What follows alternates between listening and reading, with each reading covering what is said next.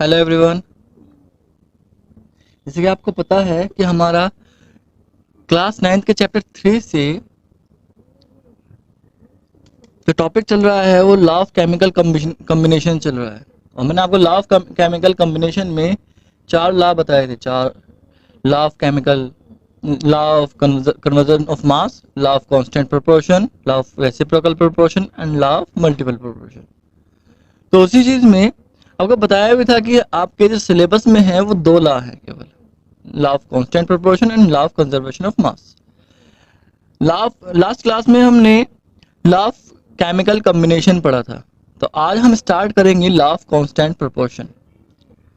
ठीक है ना? Law of constant proportion. अगर मैं लॉ ऑफ कांस्टेंट प्रोपोर्शन की बात करता हूं तो it is given by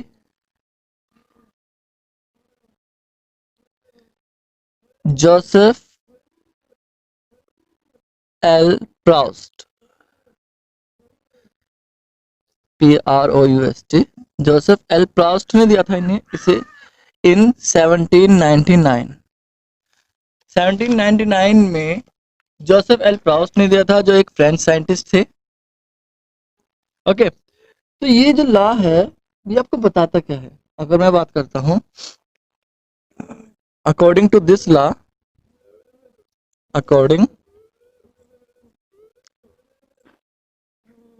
two this law,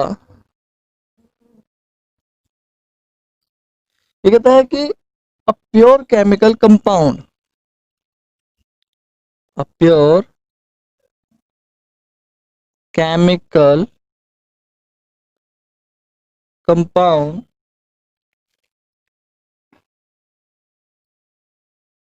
always contain, a pure chemical compound always contain the same elements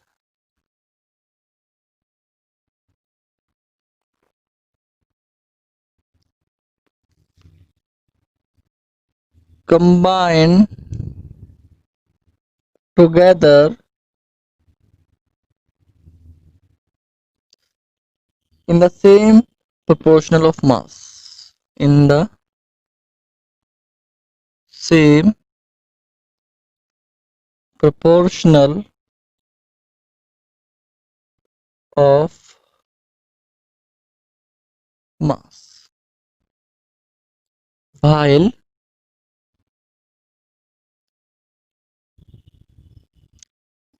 their source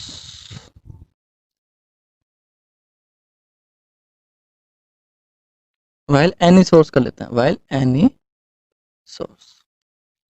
ये कह रहा है कि अगर हम किसी एक कंपाउंड के बारे में बात कर रहे हैं जो प्योर केमिकल कंपाउंड होगा, उसके में जो एलिमेंट्स होंगे वो हमेशा सेम होंगे और उनका जो मास का प्रोपोर्शन होगा वो हमेशा सेम होगा। तो मैं आपको हिंदी में बता देता हूँ। अगर कोई एक कंपाउंड है तो उसमें जो एलिमेंट्स होंगे हमेशा उनका मास, जब वो केमिकली कंबाइन करेंगे एक दूसरे से, तो हमेशा उनका मास सेम होगा, फिक्स होगा। देखो बेटा, आपको ये पता है कि जब हम दो डिफरेंट एलिमेंट को, एलिमेंट 1 मान लो और एलिमेंट 2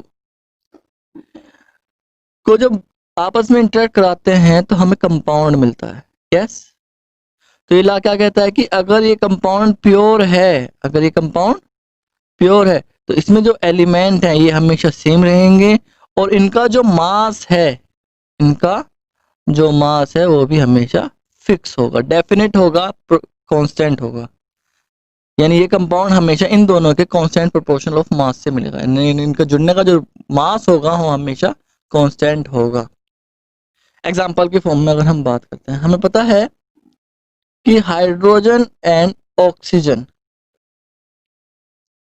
आपस में मिलके वाटर मॉलिक्यूल का फॉर्मेशन करते हैं। अगर मैं इसे बैलेंस करूं इक्वेशन को, तो ये होता है दो मॉलिक्यूल हाइड्रोजन के, एक मॉलिक्यूल ऑक्सीजन से रिएक्शन करने के बाद वाटर का फॉर्मेशन करता है दो मॉलिक्यूल।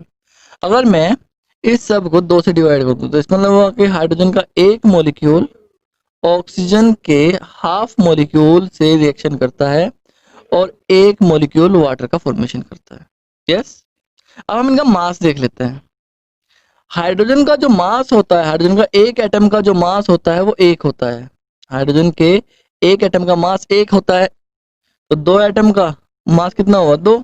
तो हाइड्रोजन के दो एटम, दो मास, हाइड्रोजन के दो मास मिलकर ऑक्सीजन के एक एटम का जो मास होता है वो 16 होता है। एक मॉलिक्यूल का मास 32 होता है और एक एटम का यानी हाफ मॉलिक्यूल का मास 16 होता है। मिलकर 18 मास, 18 part of 18 part of water का फॉर्मेशन करते हैं। तो अगर मैं इसे सिंपलेस्ट रेशियो में लूं तो 2 से डिवाइड कर देंगे हम इसे। तो हाइड्रोजन का एक पार्ट ऑक्सीजन के 8 पार्ट से मिलकर वाटर के 9 पार्ट का फॉर्मेशन करता है।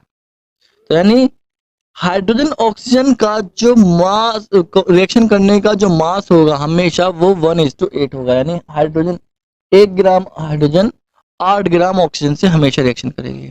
अगर हम जैसे इसे बढ़ाएंगे 2 ग्राम तो ये 16 हो जाएगा, यानी मल्टीप्लाई करते चले जाएंगे। इसमें 3 करेंगे तो 3 की मल्टीप्लाई हुई तो 16, इसमें भी 3 की मल्टीप्लाई हो जाएगी तो ये 24 हो जाएगा।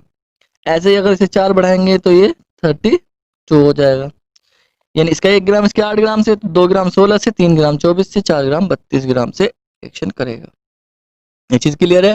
तो लॉ ऑफ कांस्टेंट प्रोपोर्शन समझ में आ रहा है आपको? लॉ ऑफ कांस्टेंट प्रोपोर्शन कहता है बेटा कि अगर एक प्योर सब्सटेंस है, प्योर कंपाउंड है, तो उसमें जो एलिमेंट होंगे वो हमेशा सेम रहेंगे और उनका जो मास होगा रिएक्शन करने का वो भी हमेशा सेम प्रोपोर्शन में होगा। सेम प्रोपोर्शन यानी सेम रेशियो में होगा।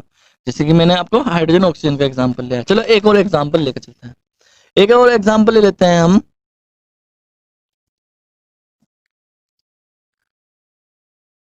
कार्बन एंड हाइड्रोजन का। कार्बन जो है रिएक्शन करती है हाइड्रोजन से और इसे CH4 के फॉर्मेशन में यानी मीथेन का फॉर्मेशन करती है। ठीक है भाई। अब मीथेन का CH4 का फॉर्मेशन करती है तो कार्बन का जो मास होता है, एटॉमिक मास जो होता है वो 12 होता है। ऑक्सीजन का 1 होता है तो 2 और 2 4 हो गए। तो 12 part of carbon react with 4 part of hydrogen to form 16 part of methane. Yes. अगर मैं इसे सिंपलेस्ट रेशियो में लूं तो ये 3:1 का रेशियो बनता है। यानी 1 part of hydrogen always react with 3 parts of carbon. Is that clear? तो ये चीज बेटा हमेशा आपको याद रखनी है कि कोई भी अगर एक कंपाउंड है जो उसमें जो प्रेजेंट एटम या एलिमेंट्स हैं उनकी जो रिएक्शन होगी हमेशा मास के फिक्स प्रोपोर्शन में होगी। तो जैसे मैंने अभी एग्जांपल लिया था, इसके बेस पर हम एक क्वेश्चन कर लेते हैं।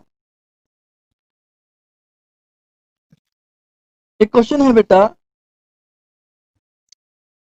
प्रॉब्लम कर लेते हैं। When 3 gram of carbon is burned in 8 gram of oxygen to form 11 gram of carbon dioxide. Carbon dioxide. Okay, ये एक स्टेटमेंट है क्वेश्चन का आपका। फिर ये कहता है कि if 3 gram of carbon burn in 50 gram of oxygen, then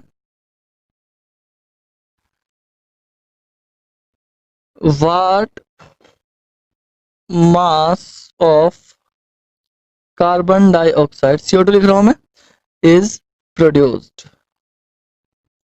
okay, दो स्टेटमेंट आ गए इसमें। ये क्वेश्चन है आपका, सेकंड पार्ट वाला क्वेश्चन है और फर्स्ट पार्ट जो है स्टेटमेंट है। वो कह रहा है कि कार्बन जो है ऑक्सीजन से रिएक्शन करने के बाद कार्बन डाइऑक्साइड का फॉर्मेशन करता है।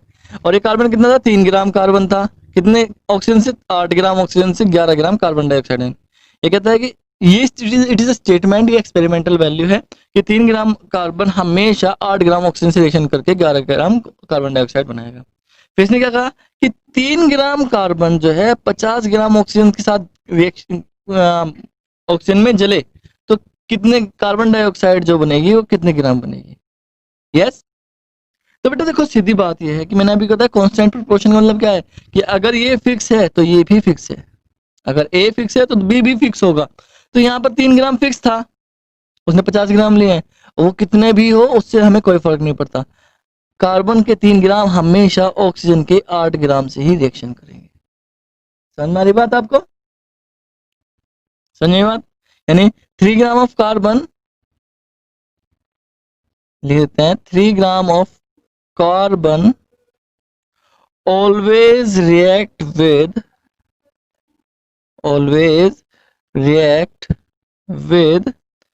8 gram of oxygen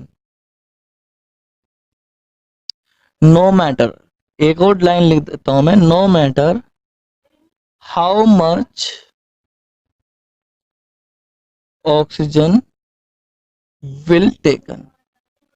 ये मैटर नहीं करता कि कितनी ऑक्सीजन ली गई है, केवल वो हमेशा 8 ही ग्राम ऑक्सीजन से रिएक्शन करेगी। Is that clear? तो ये चीज आपको ध्यान रखनी है। यहाँ पर जो ऊपर वाले हमारा रिएक्शन है उसमें 3 ग्राम कार्बन जो 8 ग्राम ऑक्सीजन से, ऑक्सीजन जो यूज होगी, ऑक्सीजन जो मैं लिख रहा हूं, ऑक्सीजन इज यूज्ड कितनी, 8 ग्राम होगी। तो उसमें जो रिमेन ऑक्सीजन होगी बेटा, जो रिमेन ऑक्सीजन बचेगी वो होगी आपकी 50 माइनस 8 इक्वल्स टू 42 ग्राम। जो ऑक्सीजन बची है, याद रखिएगा 8 ही ग्राम ऑक्सीजन यूज होनी है। तो वहां पर क्वेश्चन आपका कैसे होगा आप देखो ध्यान से। क्वेश्चन आपका दो तरीके से, एक तो सिंपल क्वेश्चन होगा जिस तरीके से दिया गया है, आपसे ये भी पूछा जा सकता है कि ऑक्सीजन कितनी बची, आपसे ये पूछा जा सकता है कि ऑक्सीजन कितनी बची, तो आपको इस तरीके से बताया जाएगा। या फिर आपको एक और क्वेश्चन दिया जा सकता है कि भाई 3 gram of carbon is burn in 8 gram of oxygen to form 11 gram of carbon dioxide. यानी 3 gram oxygen 8 gram, 3 gram carbon 8 gram oxygen से मिलकर बनती है, 8 ग्राम ऑक्सीजन से रिएक्शन करती है। तो फिर उसके बाद वो कहेगा कि इस कार्बन की क्वांटिटी को घटा या बढ़ा सकता है, तो हमें उसी रेशो में ऑक्सीजन को घटाना बढ़ाना है। फॉर एग्जाम्पल अगर मैंने कहा कि यहाँ पर 3 ग्राम 6 ग्राम है, कि भाई अगर if we taken 6 gram of carbon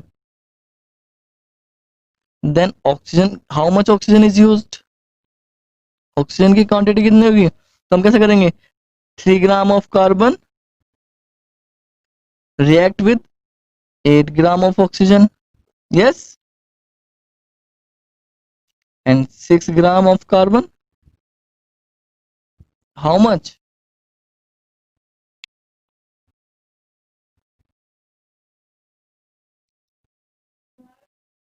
8 by 3 multiply with 6 gram, yes, तो कितना होगा, 3 से 2 4 दूनी 16, 16 ग्राम ऑफ ऑक्सीजन। सुन में ये बात आपको, यानी आपको उसी रेशियो में आपका जो दूसरा कंपोनेंट होगा वो घटाना या बढ़ाना होगा। Is that clear? तो ये था आपका लॉ ऑफ केमिकल कॉम्बिनेशन, इसे अच्छे से समझ लीजिएगा। जो कोई प्रॉब्लम होगी you can ask me. Next class में हम डाल्टन्स की एटॉमिक थ्योरी पढ़ेंगे या फिर हम ओके, थैंक यू।